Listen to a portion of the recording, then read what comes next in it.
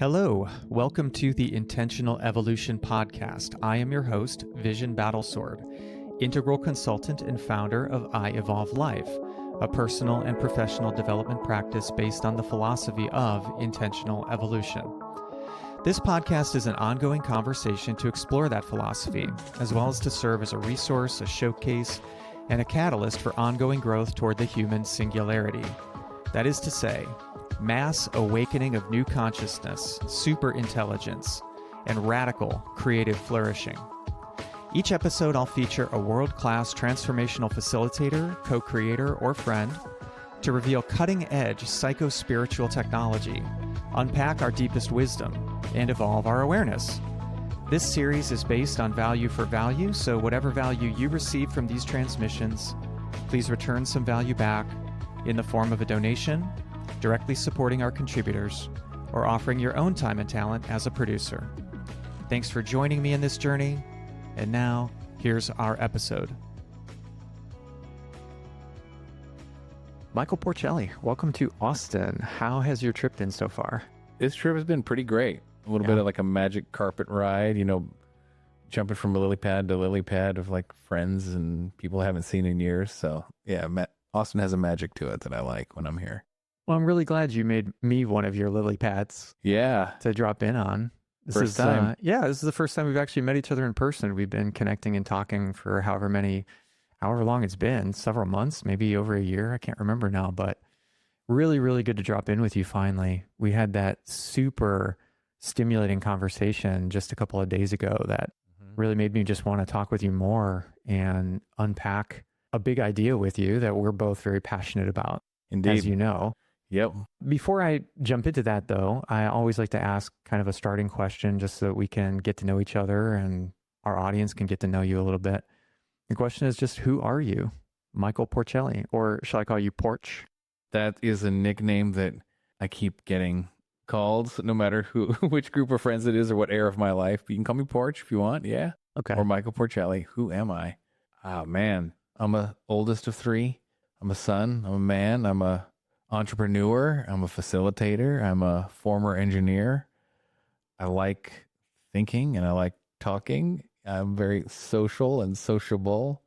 I love to share with people, being with people and creating rewarding experiences with others is like really central. It's connected to our theme for today. It's like a central thing about me. There's more, but that's a little brief overview of me. Nice.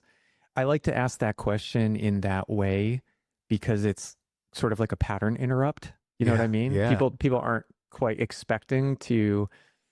I like interrupting people's scripted responses to how they share their biography. And because I want to get a little deeper, like that's kind of the whole point of this show and this mission, this exploration that we do is to go several layers, I think, deeper than the surface level that we might usually approach any concepts, even ones that we use every day, it seems like, or all throughout our lives. And so to that point, this is one of those concepts. I started getting really excited about this talk this morning, realizing like how many times I have used this particular word, especially in the work that I do and the work that we both do, because I'm the creator of intentional autonomous relating, as you know, and you are the creator of something called meta relating. Yep. And so the word relationship or relationships, and I'm sure all of the adjacent associated words to that, like relating and all of the other ones, we use these constantly. And yet I realized that I don't actually feel 100% crystal clear in this moment how precisely I would even define what a relationship is. And so that's why I'm just so excited to kind of kick this off with you in particular, being such an expert on the topic that you are, and you have a very long and storied background in the entire relationship. We called it an industry the other day, but what we call it, the domain of expertise and relating and everything. So I'm just really excited to explore that with you. Are you still excited to unpack the whole concept of relationship? Yeah.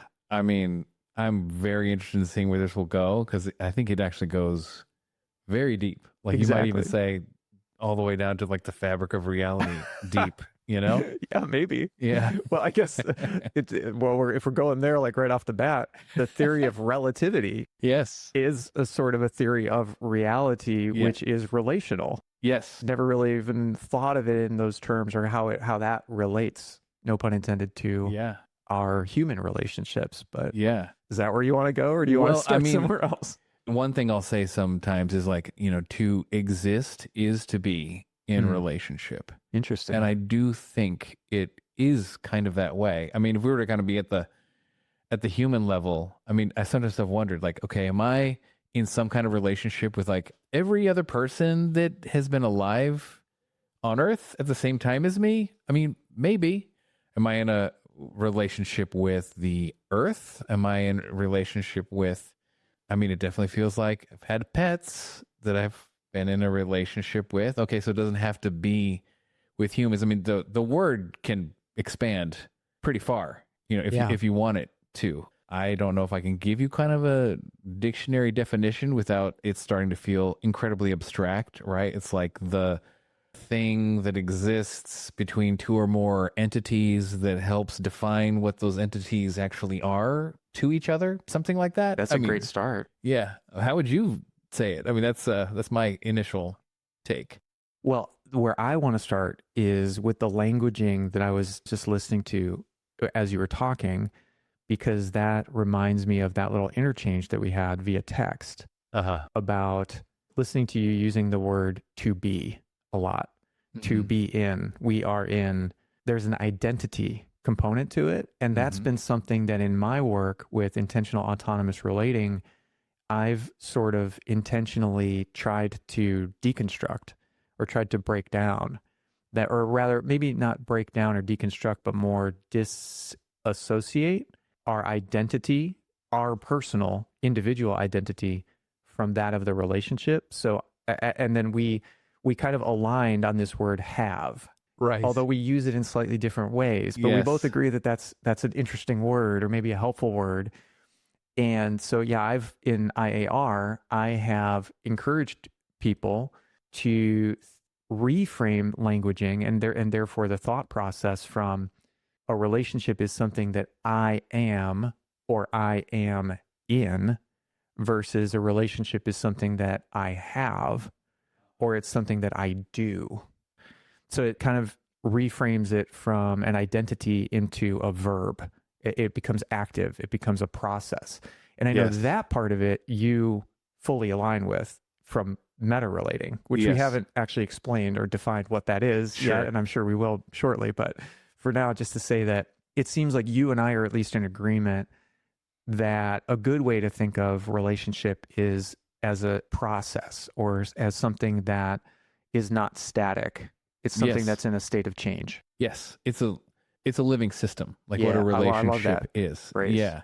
Yeah. I mean, you could even say like within a person, people who have done parts work, internal family systems or other kinds of parts work internally, there's we're multicellular organisms, but even in our psyche, we can think of like, the inner child or the inner parent or these other, parts, the psychological models like the super ego and the id and whatever your model of choice is, it kind of decomposes something that seems like just an individual or a person into internal parts.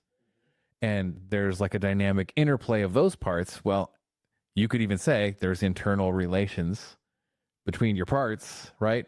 That are continually evolving. And then when you're in a relationship with somebody, there's a way that the two of you are participating in, you could even think of it like as a game or a dance or a something that exists as almost like an emergent, it's somewhat immaterial in a way. I mean, it is built out of what you say and what you do, like with each other, but it doesn't have like a body, right? Or like a rock or a tree, right? Or even you or me in our flesh and bones, right? It sort of exists in a space that is like shared between us. I mean, one way you can think about it is like in our minds, right? Like my relationship with you, Vision, and my even internal representation of you and our connection and our little story that we've shared together, like you said, these past few months, you could say that is like an aspect of what our relationship is, like from my point of view. And you have that also. And in a way,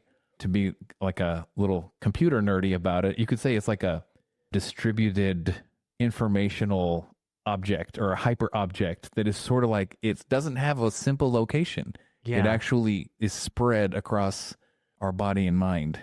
Yeah, I love that you used the word information, because that's my mind was going directly there as well. When you're starting to describe the entity, the relational entity, which is somehow intangible, entirely insubstantial, and yet undeniably has existence. But how exactly do you define that? Mm-hmm. And one of the places my mind went was back to, where we originally started with this idea of like, are we going all the way down to the underlying fabric of reality at some point here? I just started thinking about like, okay, what's a very simple relationship that I could conceive? And I'm starting to think of sort of planetary bodies in motion in a physics sense. So it's like two planetary bodies are orbiting each other. Mm-hmm. The orbit, the math of that is one way of describing the relationship, the gravitational, the spatial relationship between those two objects. And yet, what is math?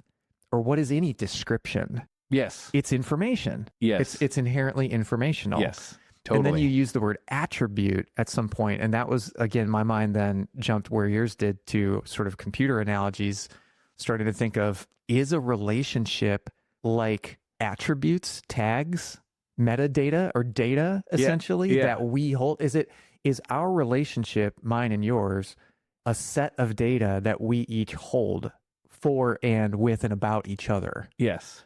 I think that it is, right?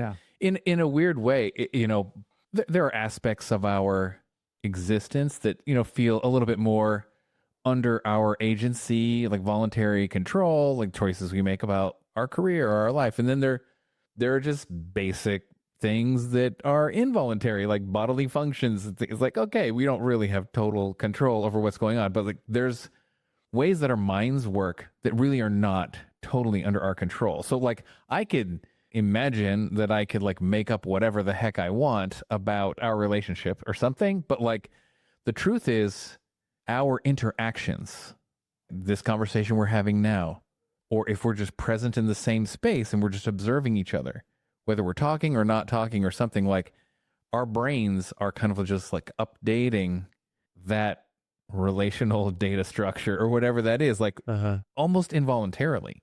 I could even almost like ask it or ask myself or something, right?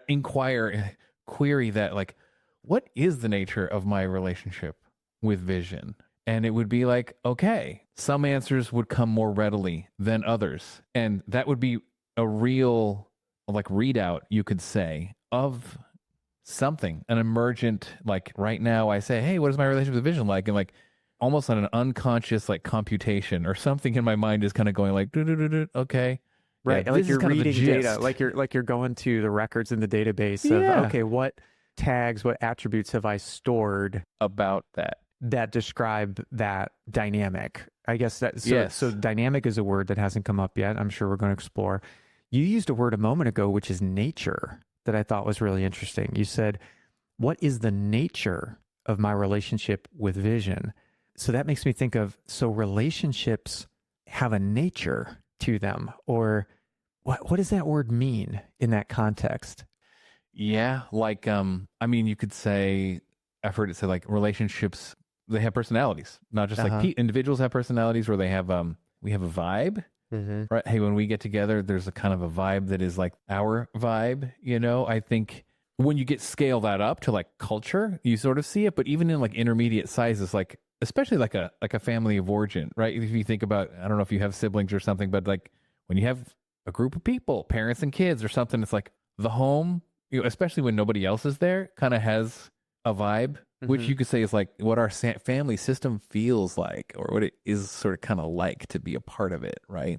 Yeah. That's what I think of as the nature of the relationship in a way. Right. And the way you describe that now also reminds me of the word culture. Like that's kind of a way of describing what a culture is within a society, group or community. So there's a sense in which you could say our relationship is our shared culture just between the two of us. Mm-hmm. But when you bring up the word nature, I think that's really interesting because to me, the nature of something, the way we would normally use that word, there's some connotation of that that's like the innate essence of it, as if it has a life of its own, like what you were describing before when you called it an emergent entity.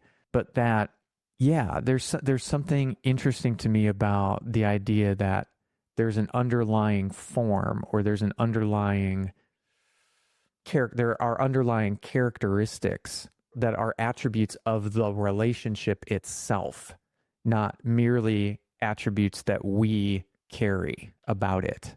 That's where the word nature was leading me. I don't know if that's where your mind was going as well.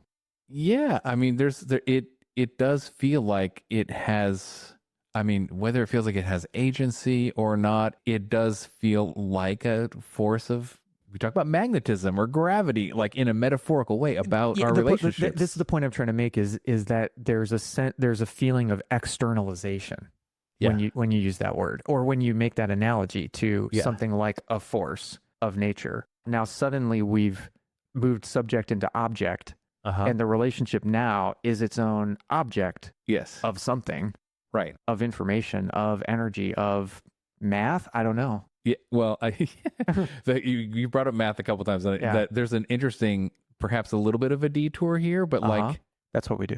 So like there is, I can't remember his name, but he has kind of this mathematical universe hypothesis, and there is a school of thought. You know, Stephen Wolfram is one of these folks that a few of these other folks are kind of like, is the math like a description of the stuff, or is it actually the stuff? Yeah. Right.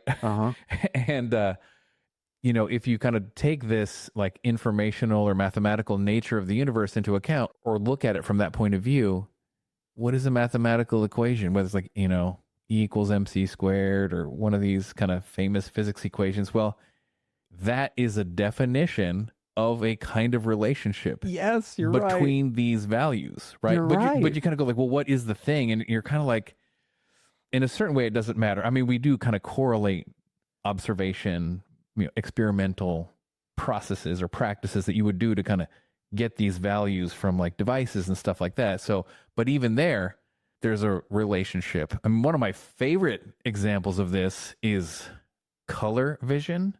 So we were talking, I was telling you a little bit earlier, like I worked at Hewlett Packard in my engineering career, and I worked building color printers. So there's a whole kind of internal curriculum that they taught us at HP of like color science. And well, let me ask you this. Have you ever thought of like, why is it that the primary colors are the primary colors? Like, why is it red, yellow, and blue? And blue. Like, why is it that, oh, you just mix these together and you can get any other color? Like, that is pretty wild. What is special about those colors? You tell me, what is it? Well, it's our eyeball. No. Yes. Really? Yes. It's not out there. We have 3 different, I believe it's the cones. Like the rods do the black and white and the cones do the colors. I think that's right. And they each sort of have like a responsiveness distribution to certain frequencies of light that are kind of centered around the kind of place where they're the most sensitive. So what a color is, it's not just intrinsic to the frequency of the light. It's the frequency of the light plus the frequency response of the eyeball that is seeing it. So, you know, in humans, there's kind of color blindness, or sometimes they talk about, there's 4-cone type people or other animals. You know, and when you look at physics, it's like, oh, the visible light is just this tiny little bandwidth. But like different creatures can see different spreads of those wavelengths, and then within them they can make differentiations that are different than ours. But the differentiations have to do with the evolution of those species within their evolutionary niche, which is a kind of a relationship over a very long like evolutionary period of time. So like for us, we pick out red very strongly, especially in contrast to green, right? But that's not because somehow the frequency of red and green are just super different, like intrinsically. It's because differentiating red and green was very valuable for the evolution of humans. Wow. So color is an actual relational property. It is not a property of objects.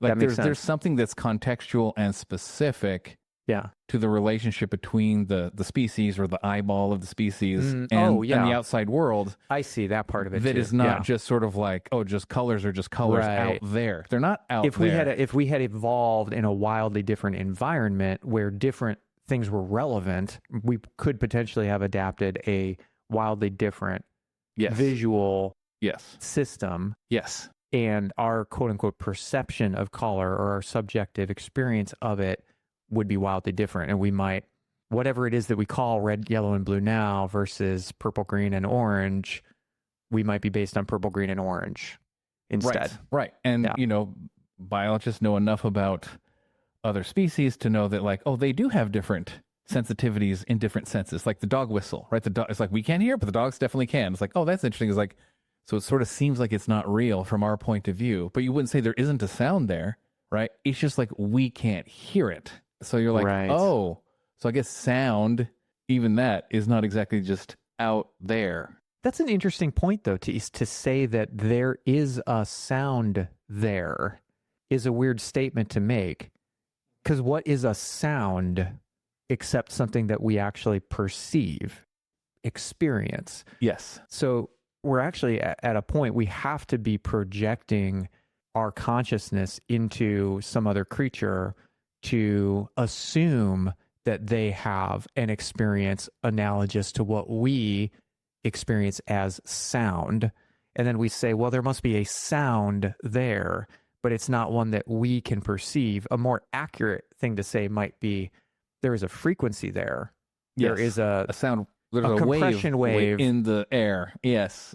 of a certain cycles per second. Yes. Would maybe be a more precise or accurate description versus sound, because sound, like color or like any qualia, is entirely subjective. Right. This is a fascinating tangent Yes. that we're on. And because we're here and because I'm so fascinated with it, I want to call attention to the fact that you talked about red, yellow, and blue being our so-called primary colors. Yes.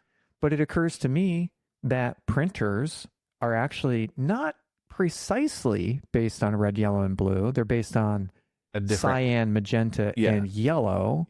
And that computer screens are not based on red, yellow, and blue at all.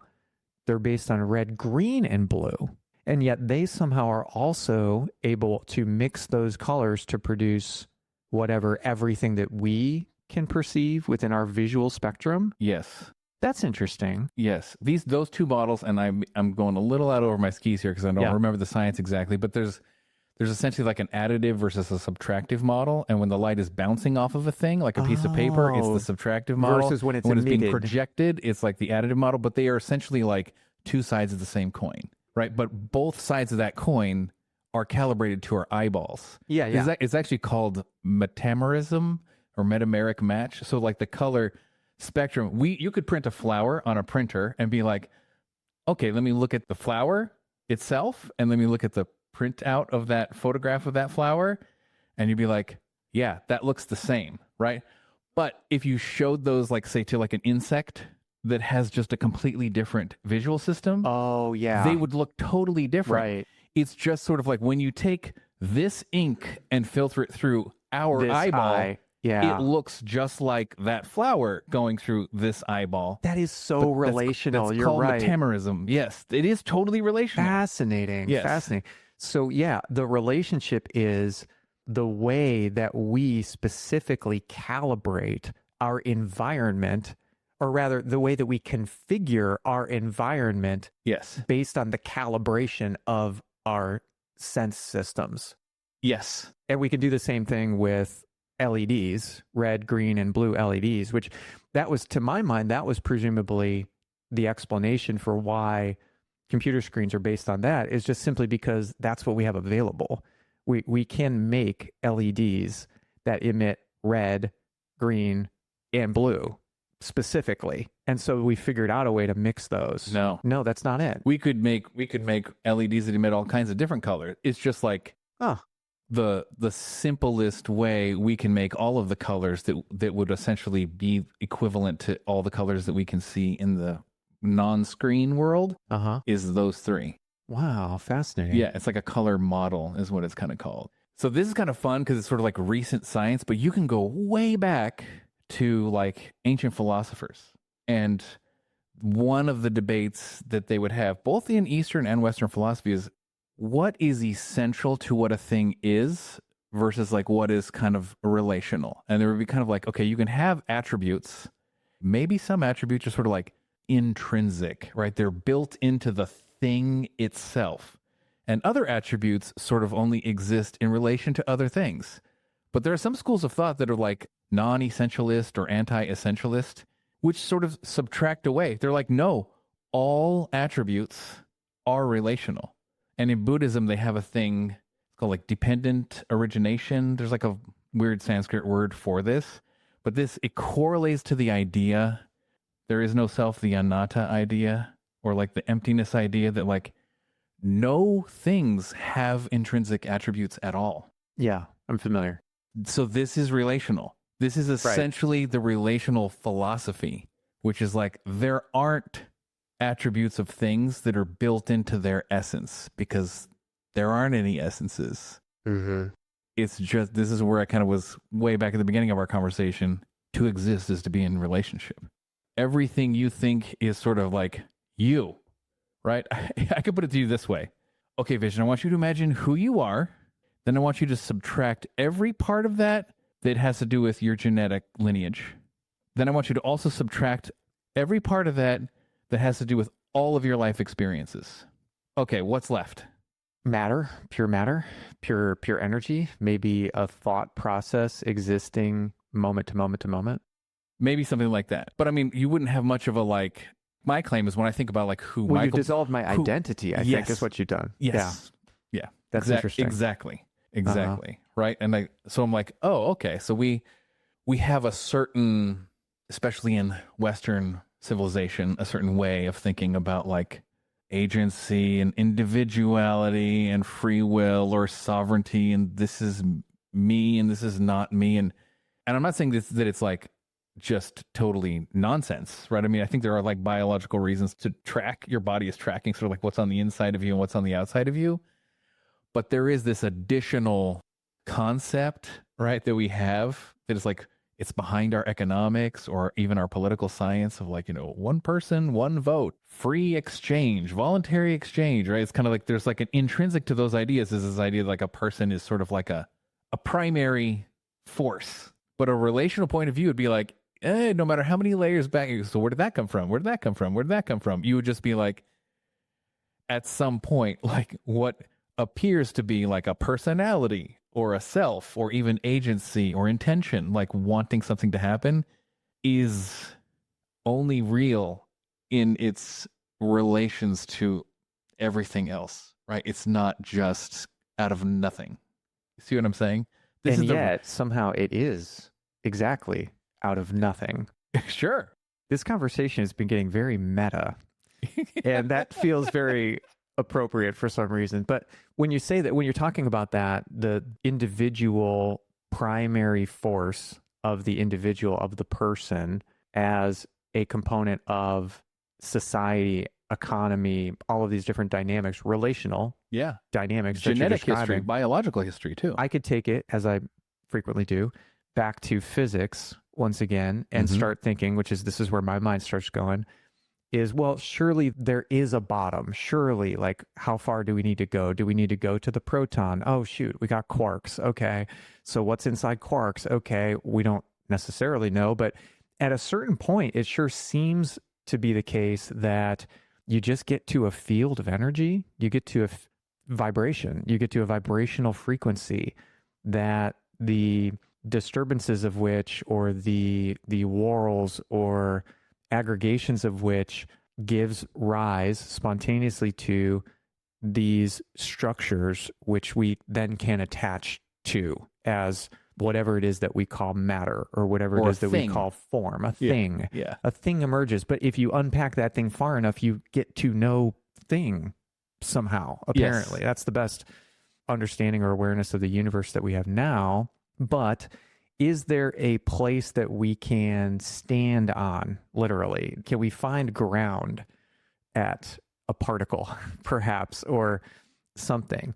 I agree with you philosophically speaking. And this comes back to spirituality, which is also a main topic of intentional evolution overall, and consciousness, and a lot of, more abstract or esoteric concepts, I think, that are still nonetheless extremely relevant to our lived experience. So yeah, I'm just trying to see, where do we ground ourselves in this conversation to start to talk about relationship or relationship of things? Yes. How meta do we want to get? Sure. And finally, my question, what is meta relating? Cool. Well, let me bookmark and get to meta relating in a minute. Okay. You want to respond to my physics? Yeah, I mean, I think it is fun, and it is fun to kind of go down this, one of the things about philosophy is you can kind of go there, but then it's like, okay, then you got to like do stuff like, I don't know, sleep and eat and take care of yourself, or everyday life kind of takes over. And thinking about like the emptiness of all things, or the groundlessness of reality or something, just feels like, okay, like practically speaking, it is like those things, they condense or become thingified or something, and then we just act as if that's just the way it is. And so practical everyday living, yes, that we do that, and we kind of need to do that. I mean, maybe some enlightened masters or people who go into sort of temporary elevated spiritual states really are cruising around. I definitely have had periods of time where I felt like I was moving through my life with some emptiness of all things, but that did not last very long, and it was incredibly weird. Right. And I wasn't exactly like that effective in the world, when Exactly I what I was was feeling that. About to say, yeah. I think those concepts are really, really helpful. I think there's very deep truth to it. I think it can inform our lives. I think it can help us to find peace. It can help us to find truth, understanding of the world, deeper understanding of ourselves, all that good stuff. And when we're having a relational conversation with someone, it might not be the most useful when we're having a conflict over whose turn it is to do the dishes. Right. Well, I mean, is there really anyone here actually To do the dishes? Yeah. What is a dish? What is a dish? A dish is really just a relationship of, dynamics and vibrations. energy and math, right? So Totally. Well, okay, let me see if I can connect it. Like it's interesting. Sometimes it will spontaneously connect to different parts. So like one of the parts of meta relating, which I have yet to define, but this is not original stuff. It's kind of my own way of talking about what I think is intrinsic to relationships. I call it like a humility and dignity, both kind of as a place to hold yourself, your individual self, in relationship to like another person. So we're like, okay, let's get out of the physics. We're just with each other, right? Like, and I would be like, all right, so the dignity would be, I have ideas about what I want. I have ideas about what I think of you. I have ideas about what I think about our relationship or where this could go, right? Like I have my interpretations of the world around us or what I think is real and true. And those things, I've worked hard to get here. They're valid. They're valid. They're important. So you might say my point of view and my desires are a valid and important part of the world, but also of our relationship. Like that's me feeling my own dignity, right? But my humility would be something like, well, I definitely don't know everything, right? There's definitely things about our relationship that you probably perceive differently than I do. There's probably stuff about me that you perceive perhaps even more accurately than I can. Like for me to assume, well, when it comes to us, Vision, I'm the expert. That would be like me lacking some amount of humility. Are you saying you're the expert on you, or are you saying you're the expert on us? Us.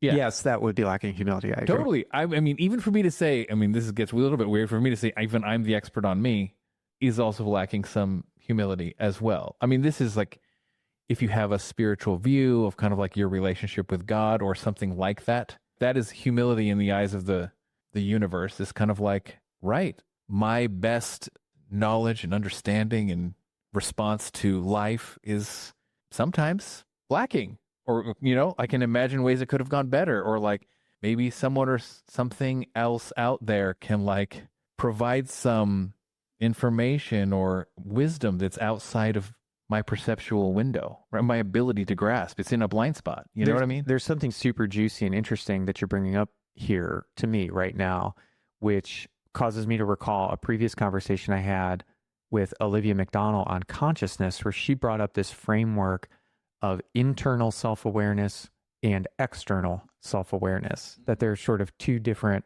dimensions to this. And that, of course, makes me think of, I know that you're familiar with this, integral theory. So interior, exterior, I, we quadrants, Yes. right? Yes.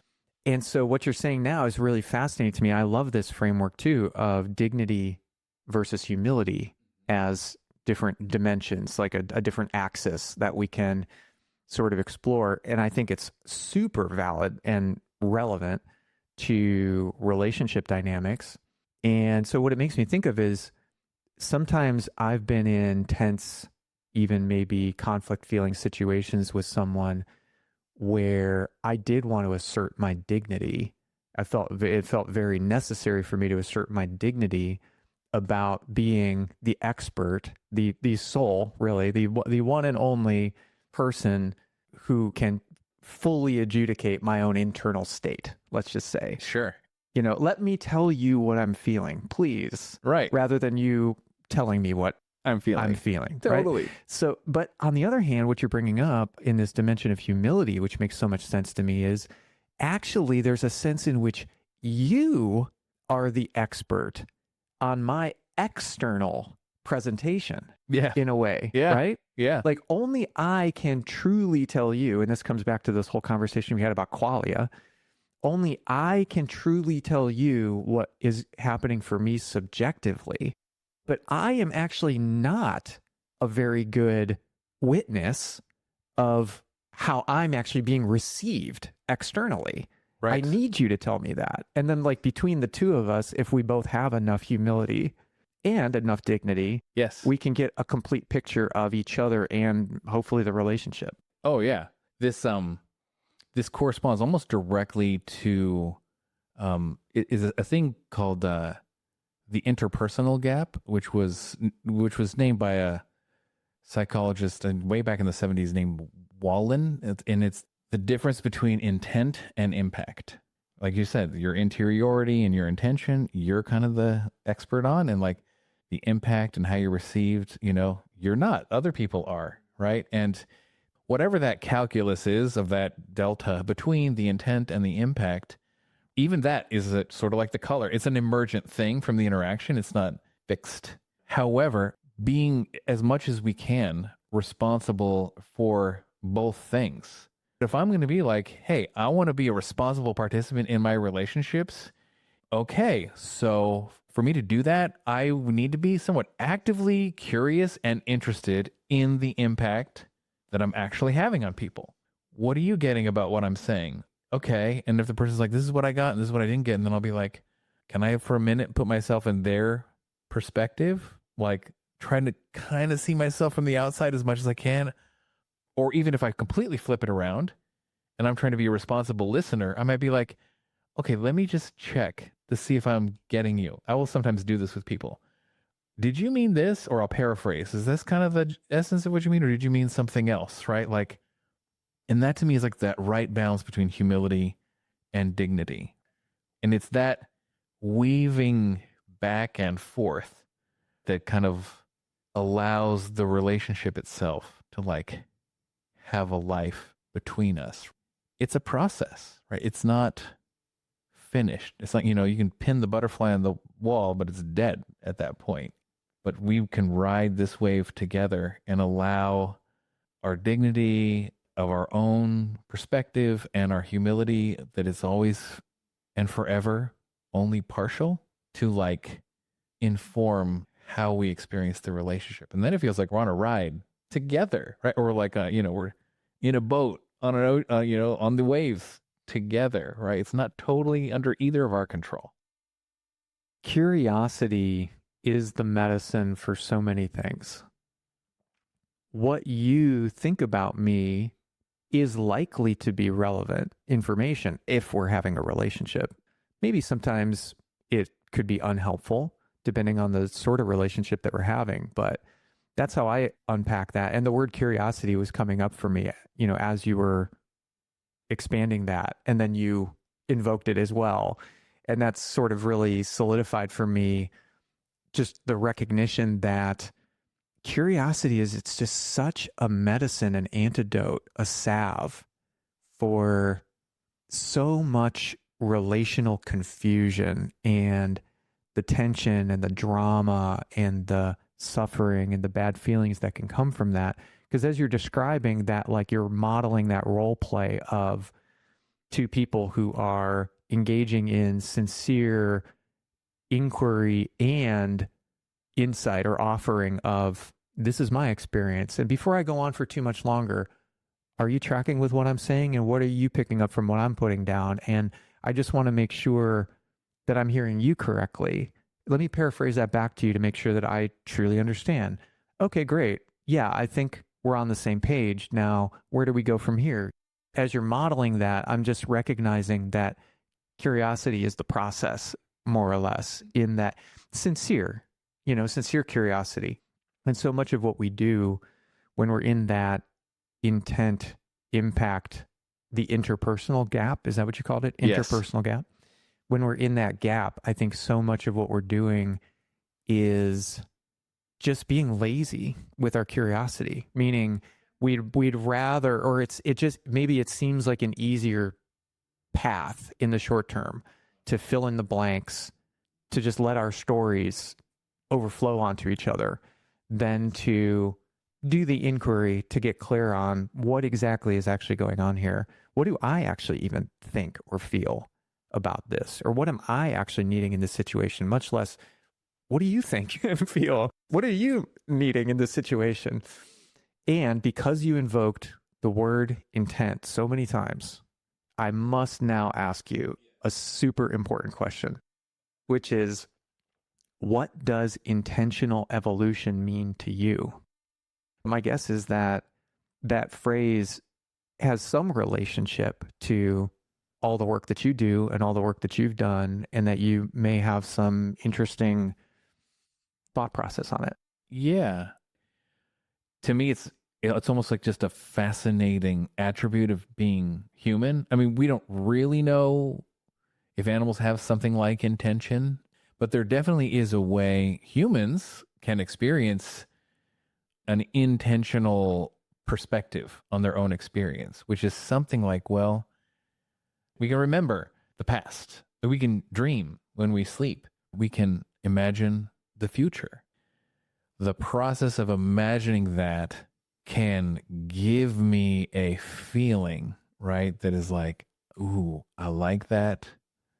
I want that. I'm excited about that. And if I can envision that regularly, it's like guiding my behavior. Like it's how I'm choosing to shine the spotlight of my attention on the world. And it's something that is kind of a factor in decision making that gets kind of added. I think that's sort of how intention ends up kind of cashing out in our kind of how we move through the world or operationalize or something, like our behaviors and our choices. The intention is like a guidance system. It's like a compass, or you could say like a sailboat, right? It's like you don't just go in a straight line. You're kind of like, we're going in this direction, but the wind is going this direction. So we have to kind of do this thing called tacking. It's like, right, deploy the sail this way. Okay, we're kind of approximately going mostly in the direction we want. Okay, now we got to flip the sails the other way and kind of, you know what I mean? Like, so a sailboat without a rudder or without anyone tacking the sail would just be in a state of evolution at the intention of nature, at the intention of the environment, of the wind, whichever direction it happens to blow. So what you're saying is that to you, intentional evolution means an evolutionary process with a guidance system. Yeah. I like that. And I want to come back to intentional evolution as it pertains to relationship. And I also want to come back to what is meta relating. Fair enough. And real quick, I just want to close this kind of like first chapter of exploration of what is relationship just by getting a check and balance from the Oxford English Dictionary. All right. We've explored it a lot, with our own internal experience and perspective. The OED says for relationship. This is one of the few times I've been truly disappointed by the OED. The state of being related, a condition or character based upon this kinship, an affair, a sexual relationship. That's all we get. That's all we get. I think we're on our own porch. Relation. The action of relating. A particular instance of relating. The book has no idea what relationship is. That is interesting in and of itself. It is interesting. Well, we're on our own, man. What is relationship? How can we sum it up in a few words? Is that even possible? I mean, it's like a state that two or more entities are participating in together. Yeah, it's a state of affairs that describes. It's hard. It is. It's a pretty abstract concept. Right? It's not really concrete like rock, right? And yet, like you said, or like we've been saying this whole time, it's everywhere, everything, all the time. I know. That's partly why it's hard to make it concrete. Yeah. Huh. All right. Well, let's try to at least get something that we can hold on to. Sure. What is relationship among humans? I'll share with you a little bit of how I make sense of it, and then maybe we can get to a definition of it. Like, I think somehow an encounter is the beginning of some kind. Like somebody that I never met and never will meet, then it's like, okay, well, some person in China that is born and lives and dies, and I never see them, encounter them, talk to them in the same space as them. Okay, I don't have but I would say, like, from my first encounter, even if it's like standing in the grocery store, waiting to check out my groceries, that to me is like the genesis moment of a relationship, right? Like when two people encounter each other and everything else that happens after that, I guess, is the relationship between them. When you use the example of a person who's born in another part of the world and you never have any contact with them, you each have completely separate lives from beginning to end, it makes me think that there's something inherent to the idea of relationship, which is shared experience. I like so that. Maybe relationship is a state of affairs in which two or more objects or entities share experience in some way. Or are the other word that was coming up is entangled. Yes. Like I'm thinking of particles, entanglement in quantum physics. Like there's an energy that is somehow mixed or linked, or there's something it's a sharing. That seems to be the core of relationship to me. What do you think? Yeah, I like it. I think there is a little bit of perhaps a distinction in the couple of senses of the word shared. If the person that I've never met has seen my favorite movie and I've seen my favorite movie, but I've never interacted with that person, you could say in one sense, we have had a shared experience because we both like that movie. But in another sense, we haven't. That's a good point. Because we have not participated together or interacted or encountered one another. There's something about interactivity. There's something about interaction. Yes. To relationship. Right. In that sense of the word shared. If you're getting clear about what you mean by shared, it's actually not just something that is in common, but it is something that is like done together. But then there's that other sense that we explored earlier, which is as a description of something. Meaning like there could be two different objects. They are not interacting with each other. They're not sharing anything at all.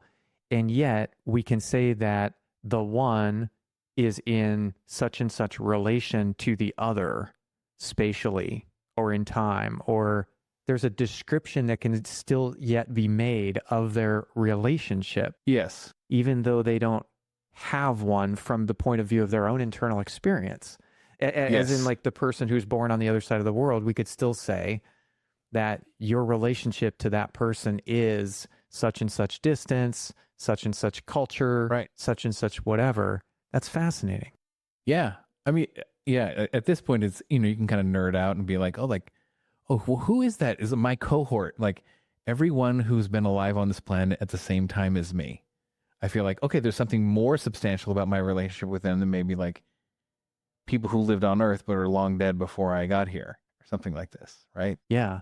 Or I can even think of times where I've felt I've had a relationship with an author Yes. that I've read who's not even alive anymore, or someone that I've only interacted with passively, let's say, and yet I still feel that, to use the one maybe useful word of the book, kinship.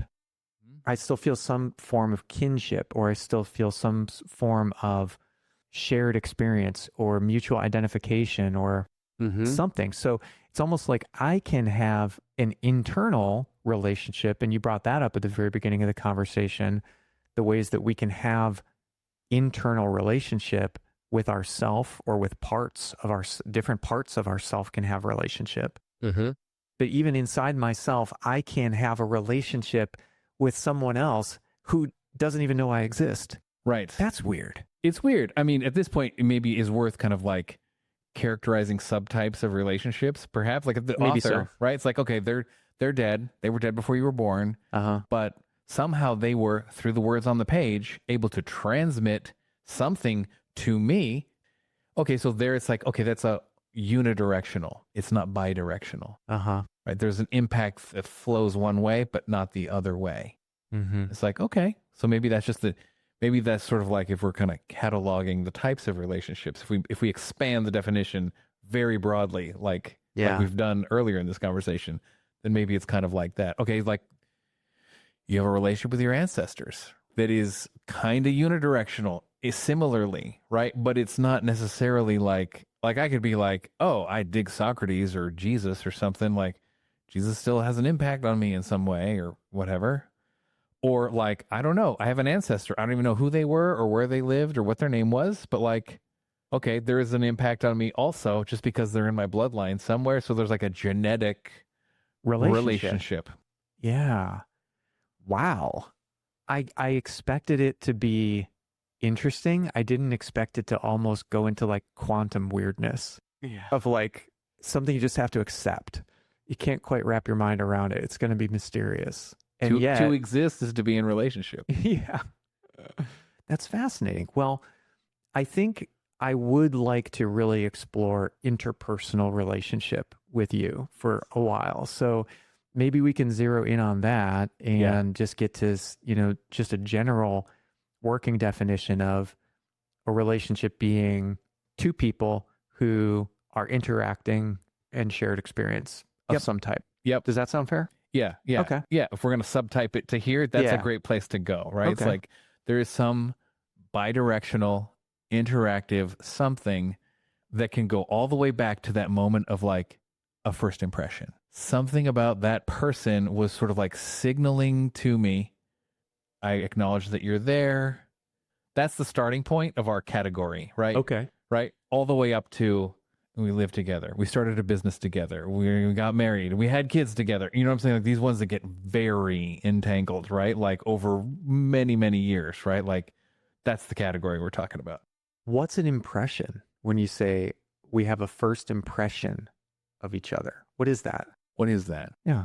I think there's something about the way that our brains, our minds work, where we are constantly trying to pattern match.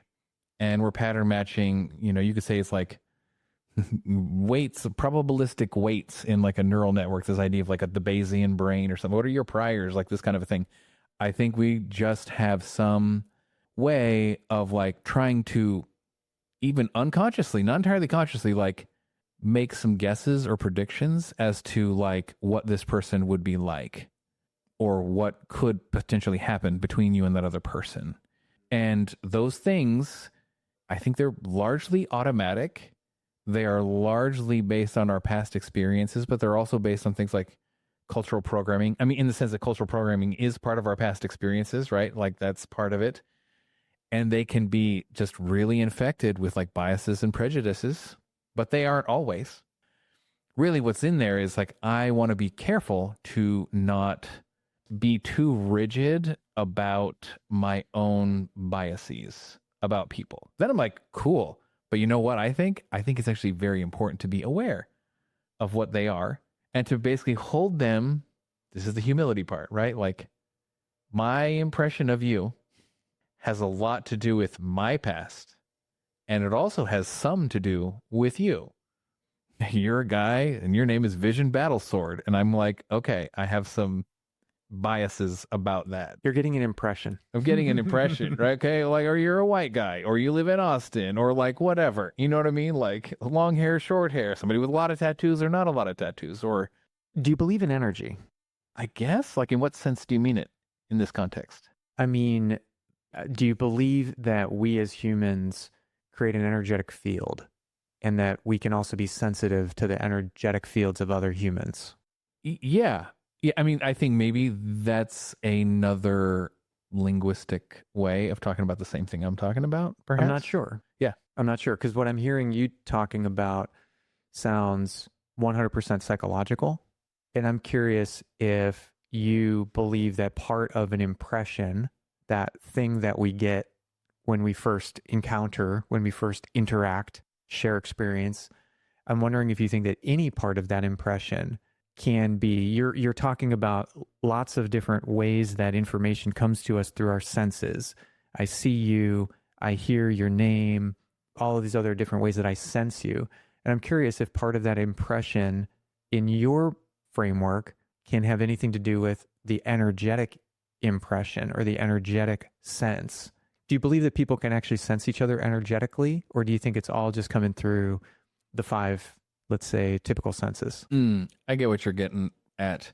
Here's a place where I feel somewhat tactically agnostic about some of these things. Like Okay. I've kind of gotten into real debates with my fellow integral theory people like, okay, are subtle energies actual like distinct energy things from just like the totality of our embodied sensory experience of each other, right? I'm like, I don't know.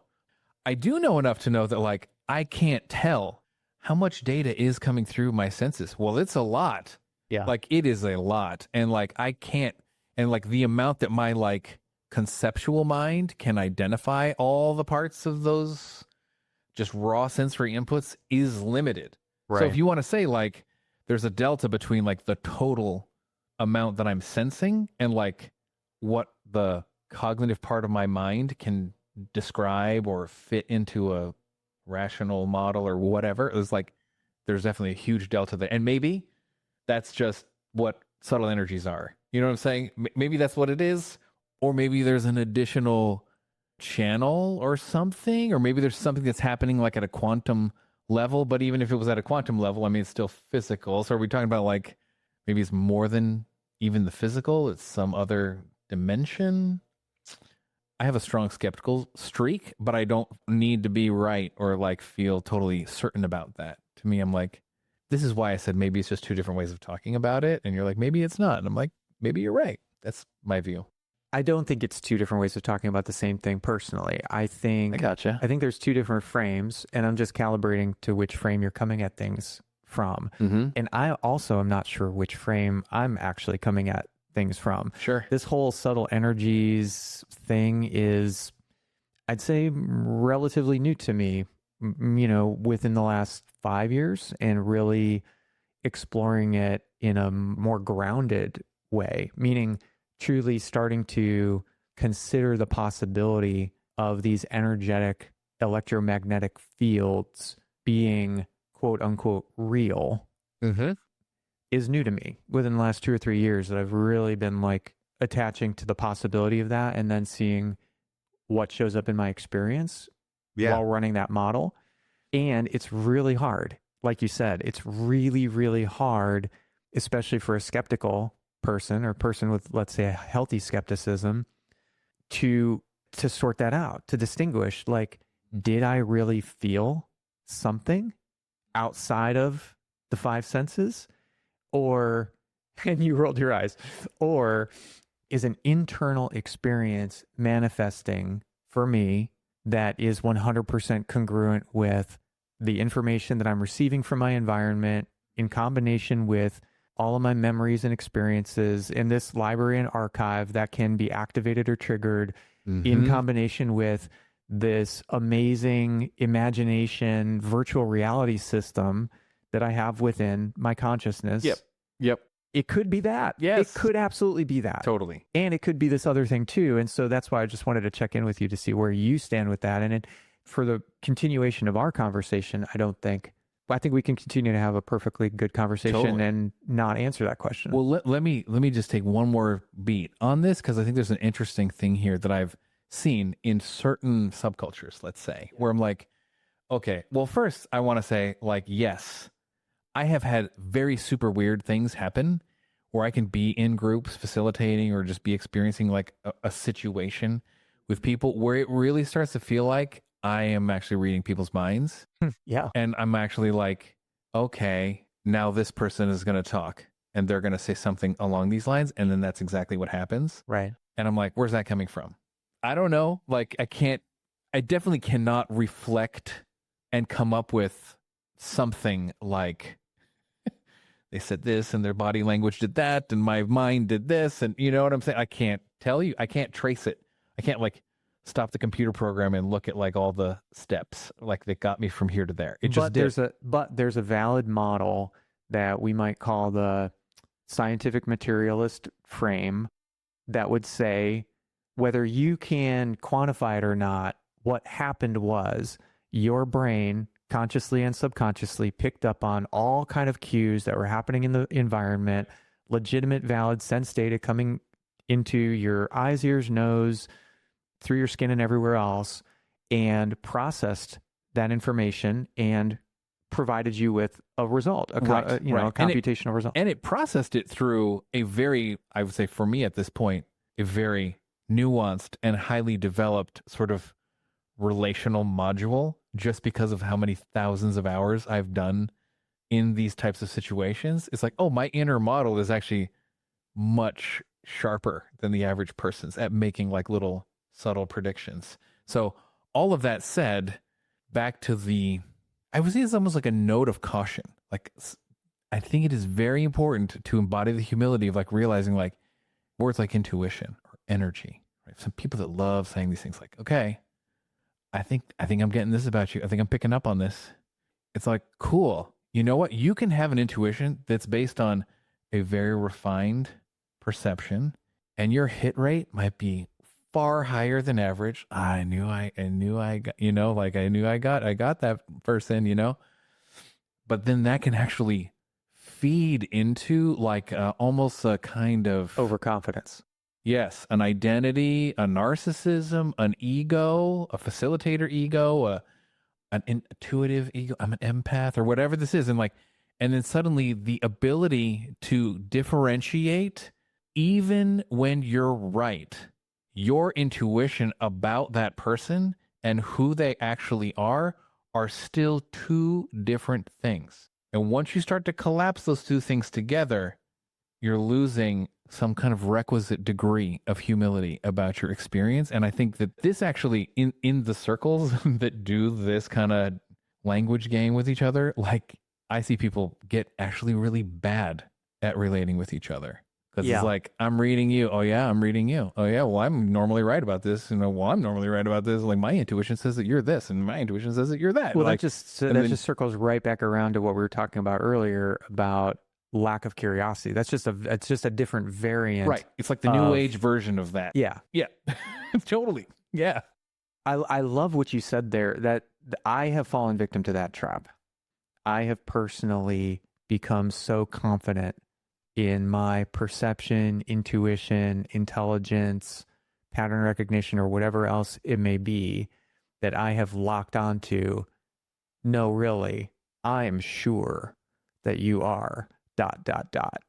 and gone down that lack of humility trap. Yeah. Let's say overconfidence, let's say self-aggrandizement, self-importance, really. I've gone down that trap myself, and I've seen it happen many times. I think it is one of actually the most common pitfalls in relationship dynamics, frankly. It many times circles back around at the same thing, which is I'm just not curious enough about what you know that I don't know, especially about you. Yes.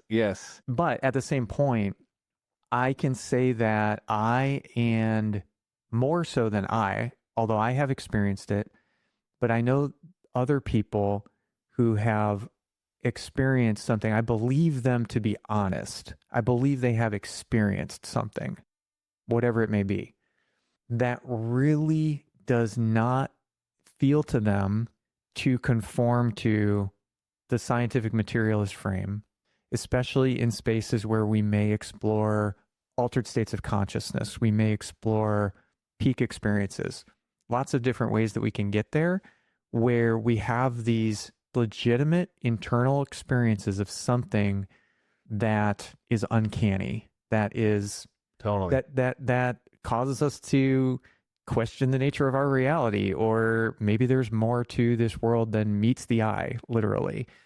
And so, yeah, I just want to make sure that viewpoint is presenced in full awareness of the slippery slope that you just talked about, which I 100% agree. Yes. I think it can be really helpful to just acknowledge that people do have senses, people do have intuitions, they do perceive information that comes to them in a lot of different ways that can look like sensations in the body, that can look like pictures in the mind, that can even look like words or voices or messages that somehow come into their awareness. Yes. Wherever it is that comes from, right, is not really the point. Exactly. Right now. Yeah. But the fact that happens is valid, and it still could be treated like any other type of information, which is to say, it's something I perceived, but it's not everything that can be perceived. Right. It's not the whole. It's always partial. Yes, totally. Yeah. That's what I'm getting at. Yeah. That kind of like valid but partial thing that Ken Wilber talks about in integral theory is the relational application is totally true. Like the dignity is the validity of my perception and my desires, and the partial is like our relational entity, the vision porch relational entity. Like neither one of us has the full understanding of it, right? It's bigger than either one of us is. And that's as we're sort of inside of it. You know, it's kind of interesting, that living system that we're inside of. Since you invoked that, I want to come back to this language piece, because I think there's something really valuable, especially between the two of us, in exploring this question of in versus have, because you just invoked it again. And so I'm going to bring it up. So it's something that we're inside of. And then I would say, I would perhaps offer a playful counterpoint to that, or counter perspective to that, which is it's actually not something we're inside of. It's actually something that we're doing with each other. Yes. It's an ongoing process. What do you think about that? What do you think about, what is the relationship between in and have as it pertains to relationship? Well, I mean, there's another word, do. So I'm a little more friendly to the do than to the have. I mean, I think have is like a sneaky do for me, actually. Interesting. Yeah. I think like in a way, it kind of doesn't matter. I mean, we can get like, try to be persnickety and whatever, lawyerly about words and what they mean. And that can be valuable up to a certain point. But in a way, you could also just say like, okay, well, maybe we're just sort of like using different senses of the word or different connotations of the word. And when I kind of say something like a relationship is not like something you have, like a possession, right? I am really kind of getting at that flavor of have that I think is actually fairly common, especially in consumerist, capitalist, materialist culture. It's like I'm going out to shop for a relationship that I want to have, that when I get it, it's going to give me what I'm looking for. Yeah, we're on the same page with that. I think the crux of that is attachment. Interesting. Do you think? Say more. So if it's something that I have, you use the word possess. It's like it's a possession. It's like now it starts to become like Smeagol in Lord of the Rings. It's my precious. I have to have it. It fulfills some kind of. This is where I think you and I are completely aligned on how we think about relationship. Is that there's another real slippery slope or a dangerous trap in perceiving the relationship as substituting for something that we lack intrinsically, internally. And so when you use the word have in that way, whereas I use it as, I use have almost in the sense of are having, which is just another way of saying do. Doing, yes. But when you say have as in it's something I attach to, it's something that I possess, it's something that there's a slippery slope to dysfunction in that. Totally. Yeah. I mean, other aspects of it too are like just appropriating. Like I'm trying to appropriate you to meet my emotional needs. And then you can kind of get almost into this kind of like transactional thing. Now, I want to be clear. Some aspect of transacting is fine for a relationship, right? But if you were like, let's get out the books and like, let me just kind of track who's done more for me, or have I done more for you, or have you done more for me lately? Then you're kind of like, ooh, right? That's like almost imposing a kind of like marketplace norm on a relationship. And there's something that just doesn't really feel good. There's actually a typology of relationships that kind of has these different formats. And one is kind of a market-based one, and one is sort of a family or an interpersonal based one. And the norms don't translate between them. But if we're kind of on the interpersonal type, I suppose if you took this to an extreme, it's like a thought experiment, right? Like, the ultimate form of appropriating a relationship is having a slave. No, you belong to, I own you, right? Like you do what I want. That's the nature of our relationship. And it's like it sort of extinguishes the person's agency, or at least it says that one person's agency completely does not matter. And you could actually go to something that's maybe more contemporary, which is AIs and artificial intimacy. It's like, well, do you want a chatbot to be like, I mean, some of these folks who fall in love with their chatbots will say these types of things. They'll be like, it's great. My chatbot listens to me way better than any boyfriend I've ever had, or something, right? Like, or, yeah, I use my chatbot as a therapist and it's great. It's just like having a really great listener, a really good therapist on call 24/7. And I'm like, strangely, like, even if the quality of the therapy was as good as a truly good therapist, which I doubt that it is, but even if it was, I would say structurally, it's a problem to have a therapist that you can talk to 24/7, because that's not a real person. There is no real person that you could sit down and go like, cool, all night long, man. I've been here since like last night at 9 p.m. and it's like the sun is rising and I'm like, I'm making so much progress or something. You know what I mean? I'm like, there is no person that would sit down with you for 12 hours and give you therapy and have their attention just be on you. And that is not good, right? That's not healthy, because that's a little bit more of that kind of relationship as a possession. The relationship exists to serve me, right? And I'm like, no. Like, I mean, that's not, to me, a healthy relation. I mean, people have it's not mutual. It's not mutual, yeah. Right? But as soon as you're like, hey, I want this to be consensual and mutual and voluntary and all these kind of things that we, liberty and freedom, we want those things for each other. Well, as soon as you say that, that's it, then this is where my mind starts to use like the word in, right? We're in it. Once you put those ingredients in, like voluntary, mutual, and consensual, then it's like, okay, neither of us owns this thing, right? We're just kind of, or it's like a ship, like a relationship. It's like a boat. We're in the boat. There's a way that we're kind of held within the boat when we're both inside of it. Okay.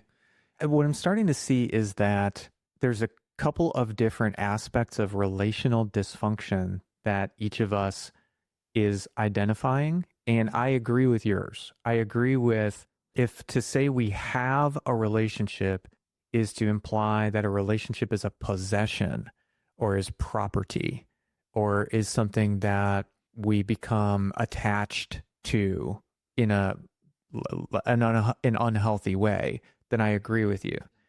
And when you when you switch that languaging, I think I'm also agreeing with you that it's not so much the semantic game of what word that we use.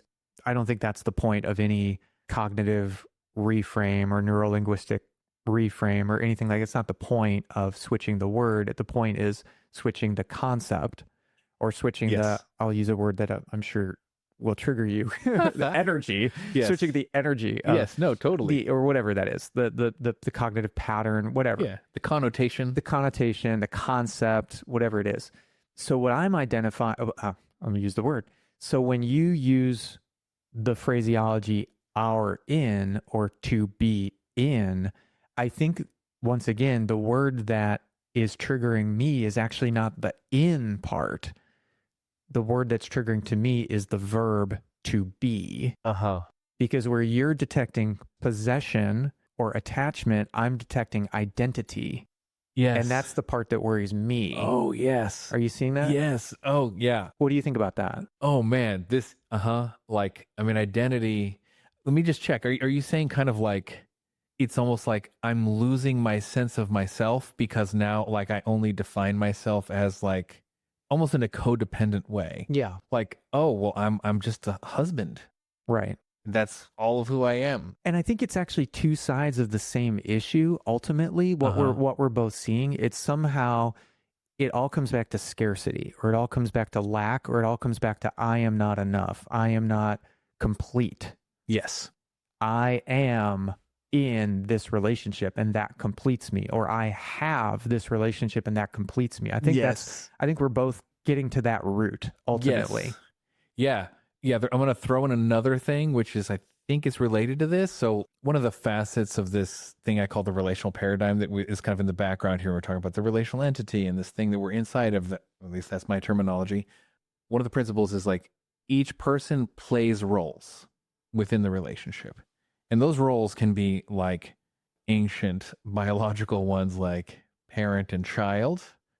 They can be part of like made up games, like, hey, we're doing some ballroom dancing and this person is the lead role and this person is the follow role. Those are very distinct things. You do the dance from the point of view of each role, which is different. Or like football, you're like, this is the quarterback and this is the receiver. And it's like, if you had two quarterbacks and no receiver, it wouldn't work. Or two receivers and no quarterback, it wouldn't work. But what they're doing is very different from each other.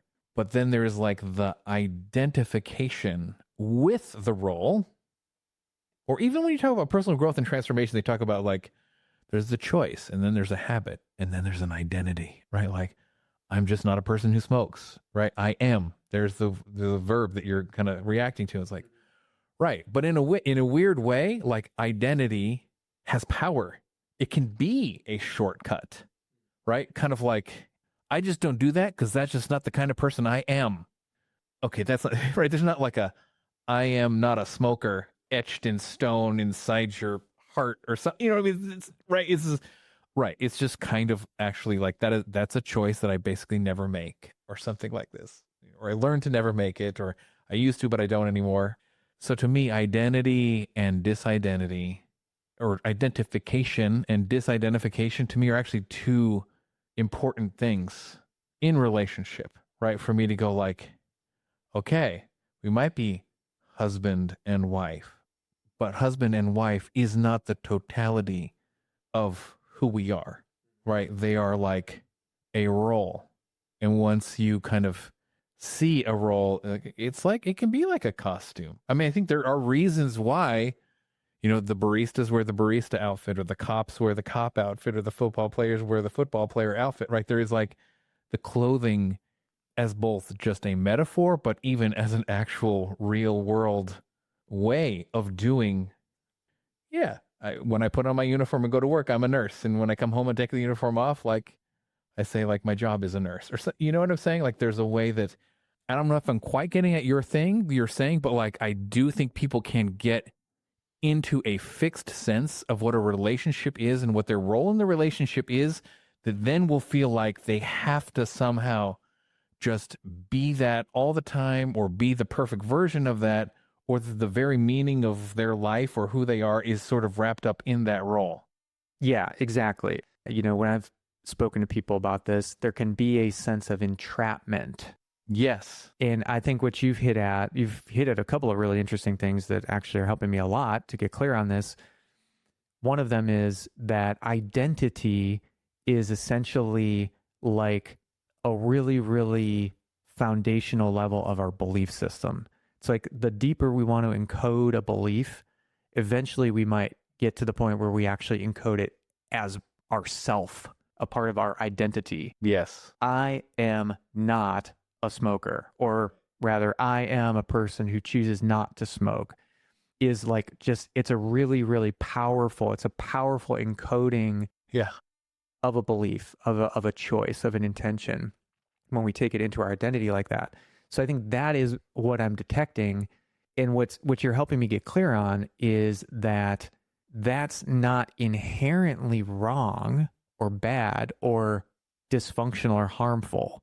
It's a matter of, it can be. Yes. Meaning whatever it is that if we're choosing to encode a dysfunctional relationship as part of our identity, that could become a problem because Oh, yeah. now we're literally not just in it, we're of it, we are it. Yeah. And so I think that's what I've seen in that codependency pattern, like what you're talking about, that I think I've noticed that languaging being a part of it, and that reframing that language can actually be helpful to breaking that pattern or helping people to find themselves back as an individual in a dynamic or as a part of a dynamic, having a relationship. And so I think we're more or less, I think we're saying the same thing, or maybe seeing two different facets of it, or maybe we're just using different languaging to identify the same concept. But I think it's similar in both ways. And what we're both agreeing is that the relationship itself is an entity separate from each of us. It's also a process. It's an activity. It's something that we do together. But there is a sense in which, and I use this word in my work, like it's one of the foundational words in intentional autonomous relating, container. It is a thing that we share, and there's a sense in which it's a thing that is a meta layer of our experience. Yeah. It's the game that we're choosing to play, or it's the dance that we're choosing to dance. And there's a lot of choices.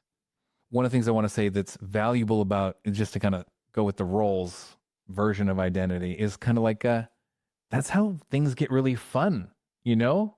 I think especially like BDSM people can really get into like top and bottom role or something like this. And it's like, these people like to consensually really amplify a power differential. Like for the duration of our game, we're going to like, right, like I'm really dominating, right? And you're really submitting, right? And then you kind of end the game and you go like, whew, that was fun. That was spicy. Or like, that's a game I like, you know? And like, and some people really don't like power dynamic games like that. And some people really like one or the other role. And then some people like switchy people, and who knows, right? Like, cool.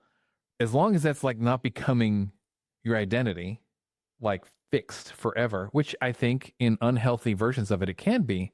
But to actually get the pleasure and the enjoyment of that game, it's like I actually have to relinquish trying to do the other role. Like this kind of comes up in like masculine, feminine polarity dynamics. It's like, if we want to enjoy the kind of like the spiciness of the masculine and feminine, at least some of the forms that it takes, like I may, as a sensitive, whatever, relational guy, be, yeah, my inner feminine's pretty good. I don't know. I can sense people's energies, or I have a good intuition, or I'm a really good listener. I'm really kind of caring and compassionate. I would say like, okay, by any kind of measure, I think a lot of people would say Porch has developed his inner feminine pretty well relative to many men out there. Your average dude. Okay, that's cool. However, if I'm in a relationship with a woman and I keep trying to like do the feminine things, then I'm taking up the space in the dynamic that she could be occupying. And that if we both want the hotness of the masculine and feminine, I actually have to stop doing that and like let her do it. And vice versa, right? She might be like one of these business women who can just get out there and like make stuff happen and like really embody a kind of masculine energy in a certain context. And if she's like, yeah, but I really want to have a yummy sensual thing with my man, you got to stop trying to like doing that here at home with me. Because if you're going to, then you're taking up the space that I need to be occupying in order for us to get that game. So context is super important, being like, okay, we're playing this game in this time, space, location. And for that game to happen, we actually have to like put on the outfit, the costume, and be those roles together in order for it to be everything that it can be. Like if you try to do ballroom dancing and both people tried to lead, it's going to suck. You're not going to do the ballroom dancing very well at all, you know? I love that. I love the concept of roles. I think that's very useful. I love the concept of thinking about the relationship as a dynamic, as something that is between us, something that we share together, as opposed to over attaching or over identifying with it. Like the first piece of this, I think, that you surfaced. I'm just sort of touching on all the little points of insight that we've made along the way, and that there's a lot of different ways of languaging the thing, obviously, and some of them may be more or less useful depending on the situation or how a particular person is thinking about it. A particular reframe may be very helpful for a person to detach from a dysfunctional concept or relationship with the dynamic. And maybe that's not the point for a different person, and it's more about just how they feel about it or how they're thinking about things. That's more important. And I want to bring up the word relating because you use it.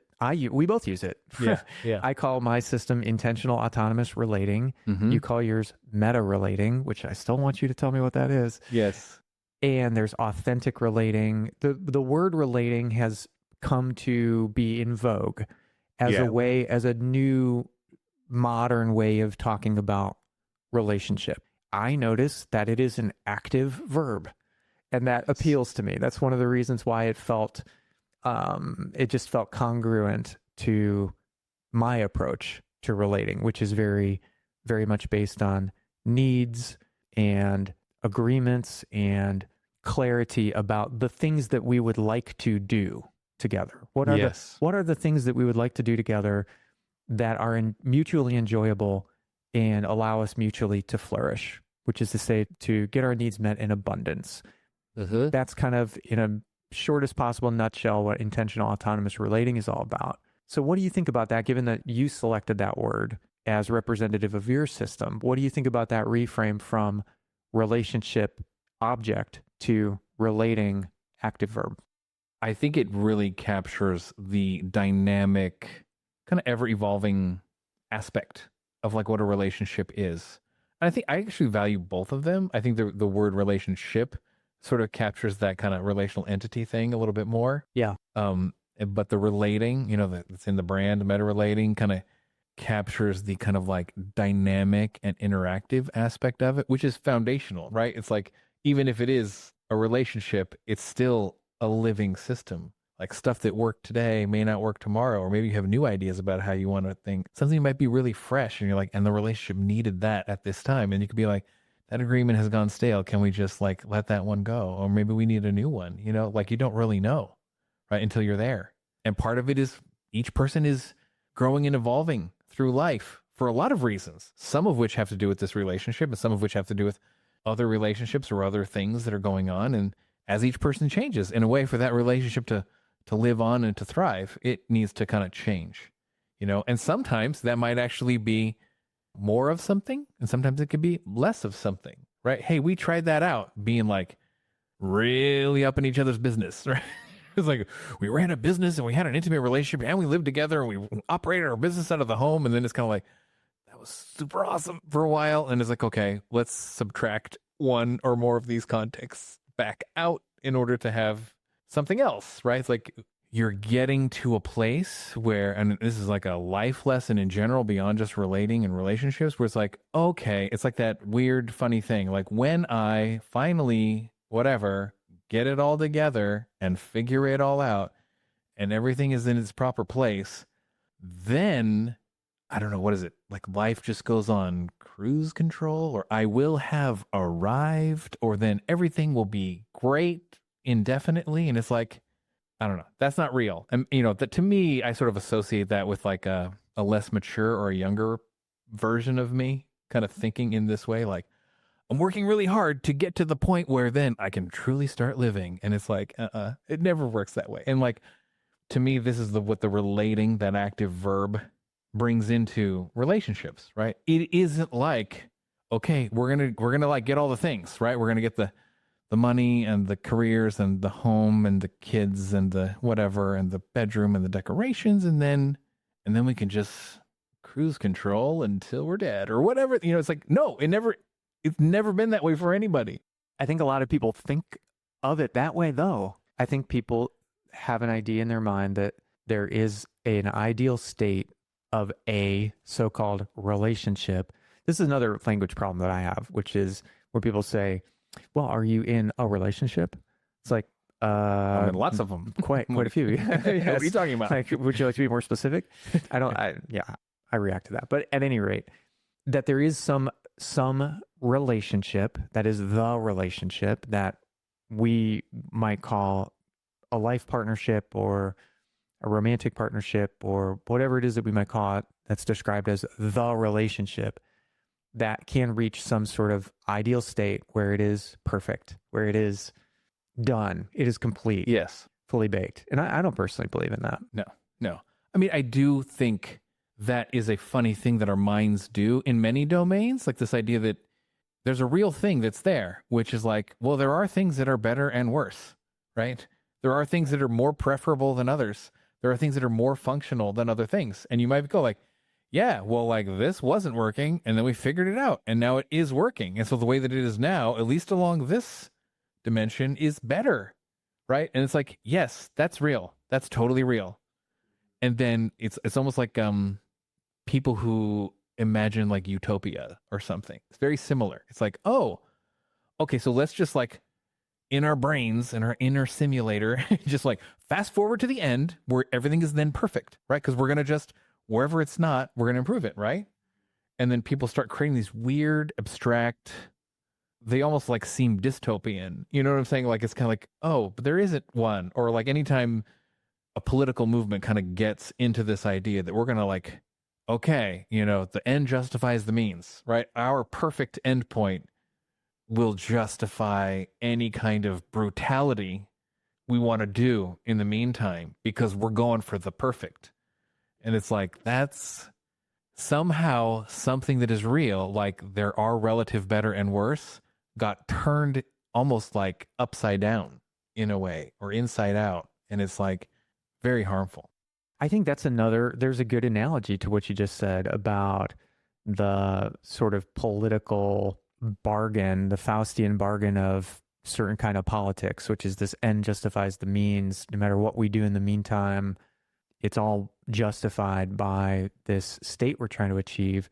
I think people fall into that same kind of mindset with relationships too. Or Yes. rather, I know I've fallen victim to it. I think many people can relate to this experience, which is that you sort of start to get into a never-ending trap of attempting to fix or attempting to save, or in other words, I think, and that to me comes back to the sense of identity that I've detected in myself and others, which is, if this is gone, let me rephrase that.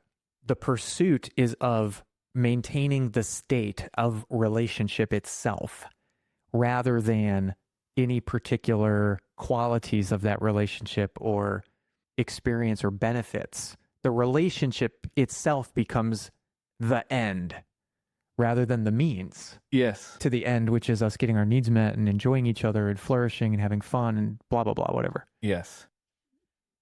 What is meta relating? What is meta relating?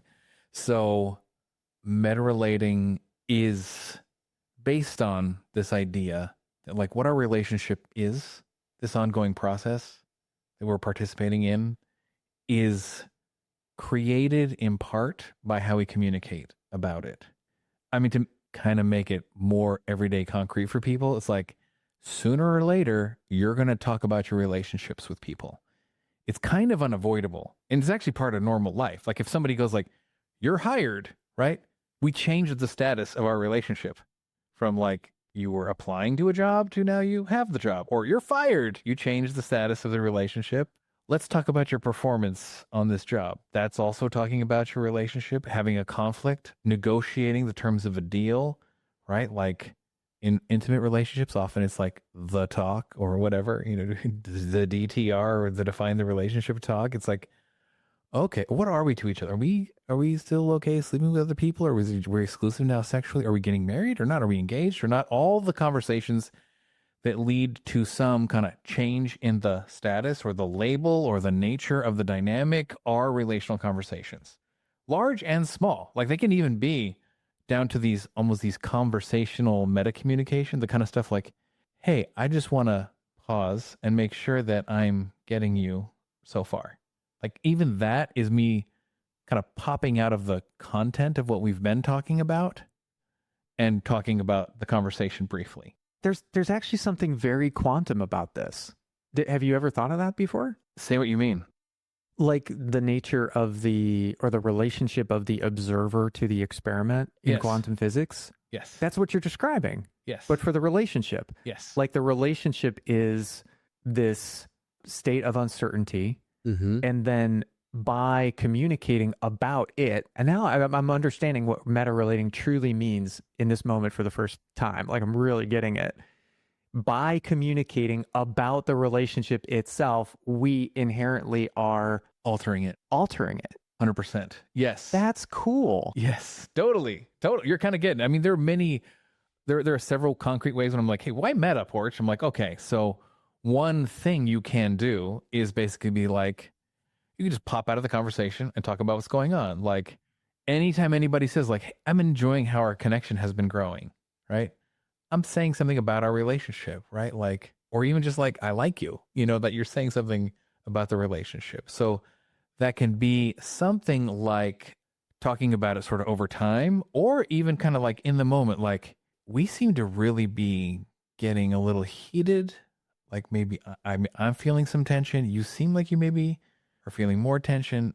I would like to pause or something like that. Kind of calling out the moment. There's another sense in which too, I think of it as a meta skill, the meta skill idea where it's like you're developing a certain kind of skill, which when you join that up with any other skill enhances your ability to accomplish that other skill even more. Right. It's sort of like, so that's another sense in which meta relating is meta. Oh, if you get good at this part, like switch to the relational channel, right? That's what I call it, the relational mode. Switch to relational mode, do a little debugging, and then like get back in the game. Like I sometimes think about it as like a basketball team, right? It's like timeout, let's huddle up on the side of the court. Okay, and they all huddle and they talk and they what are we doing out there? And this is working and this is not working. Okay, back in the game, right? Like that, they're meta relating, or you could say, right? I got you. Yeah. I think another part of it too is to have something like metacognition about a lot of the things that we did today. What is the role and what is the dynamic? To have almost like a mental model or a framework for like how relationships happen and then how the communicating about them interplays with them. That's sort of like a metacognition that is like a relational metacognition. So these are reasons why I chose that word. And there's sort of different senses of meta. I love it. And my sense is that we have just set the stage for a sequel to this conversation. Cool. Because I want to dive deep into that whole concept and both relate and reflect with you in just how much synergy there is between meta relating and intentional autonomous relating, and just like kind of compare notes, compare and contrast. Yeah. Different stuff. Now that I really understand your system a lot better than I did before, that's super cool. What would you say is if there's like one nugget of wisdom from this whole conversation that feels really rich or alive for you right now, what would you take away from this conversation that helps you to inform your relationships or a different way you're thinking about things, or just one kind of like practical takeaway? I kind of liked something about like it's almost like a failure mode of like my relational entity concept. Some of the things that you were pointing out, right? Oh, like if you actually become too identified with this kind of role that you play in the relationship, such that it becomes to like define you at an identity level, then you might be sort of like, no, I'm meta relating, but you're actually stuck or trapped. I mean, I do think that is important to point out that like a lot of these distinctions that we're making, or these like clarification of definitions or mental models that we're using, they're always partial. They're always incomplete. And then if you kind of get fixed about it, like I suppose as a developer of this whole kind of communication framework, this relational communication framework, and I've had to deal with this, like it's important for me to not be too identified even with my own system. Well, I think that people should like learn it this way, or I think that like they should think about it that way, or use the words the way that I want them. So like the dignity is like, I've thought about this a lot, folks. I've got some richness to share with you, which is kind of cool. Some goodies, porch goodies over here.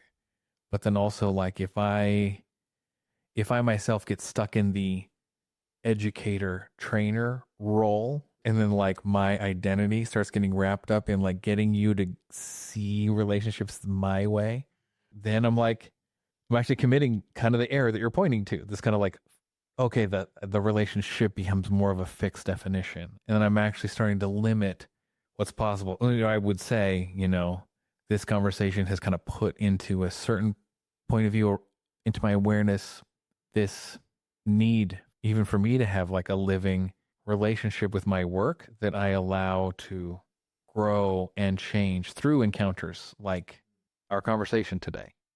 Nice. Yeah. And from my side, now understanding meta relating and having like this newfound meta awareness of the interaction, of the communication about the relationship and the relationship itself. Yes. I have a new appreciation for now in my system, intentional autonomous relating, which is all about, just like yours, all about communication about the relationship, but it has very much a focus on the getting clear part, the getting clear about what is this relationship actually, and helping people to exit from this universe of ambiguity or universe of vagueness, or like almost like we're playing, you used the games analogy a few times, almost like we're playing poker with each other, like a bluffing game. I'm not going to show you all my cards. Yeah. You're not going to show me all your cards. We're both kind of trying to get the hand that we want, etc. And I'm just sort of like, IAR is just sort of suggests like, let's just put all of our cards on the table and just make the best hand that we can out of it. Sort of like Texas Hold'em, but with, no cards hidden, right? Yeah. Something like that. But now I'm seeing how I still believe in that, and that's still proven to have great results for me and other people. And I have a newfound appreciation for how having that conversation about the relationship itself, I'm appreciating more the significance of the impact that intention, to use the languaging that we start at the beginning of the conversation, has on the actual evolution of the relationship. Like that's very intentional evolution. Yes. And so, I have even more of an appreciation for that. And I want to really think about that, how that can help inform improvement, as I'm always, of course, like you, I'm sure, seeking to improve my systems. Yeah. How can people find out about you and about meta relating if they wanted to learn more? The simplest way is just go to metarelating.com. It's just all one word.